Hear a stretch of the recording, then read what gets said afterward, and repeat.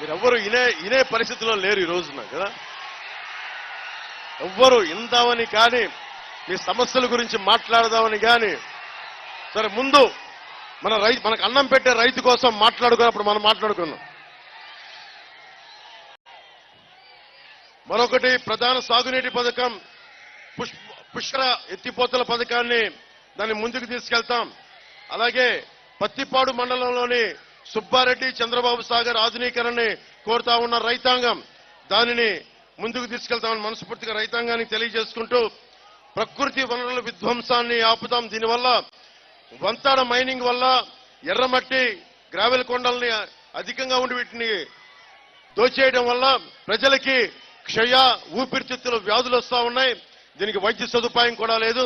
ముందుగా దీన్ని మైనింగ్ ని రెగ్యులేట్ చేసే బాధ్యత జనసేన టీడీపీ కూటమి ప్రభుత్వం తీసుకుంటుంది.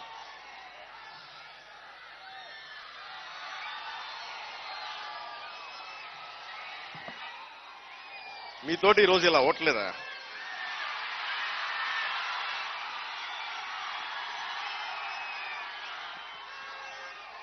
మీరు మార్పు కోరుకుంటున్నారా?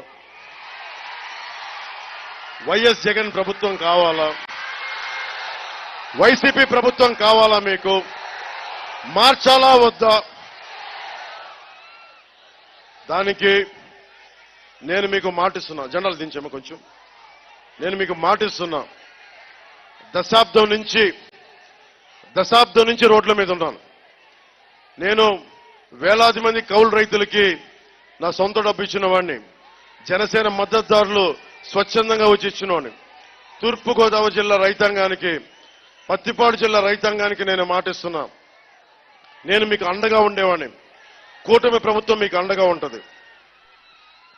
ముఖ్యంగా యువతకి మీకు ఎందుకు వనరులు లేవు? మీకు డబ్బులు ఎక్కడికి వెళ్తున్నాయి? డబ్బులు ఎటు వెళ్తున్నాయి? ఒకవైపు మీకు ఉపాధి అవకాశాలు లేవు, ప్రైమరీ హెల్త్ కేర్ లేదు, పత్తిపాడు నియోజకవర్గంలో రోడ్లు వేయడానికి అవకాశాలు లేవు. మరి డబ్బులు ఎక్కడికి వెళ్తున్నాయి?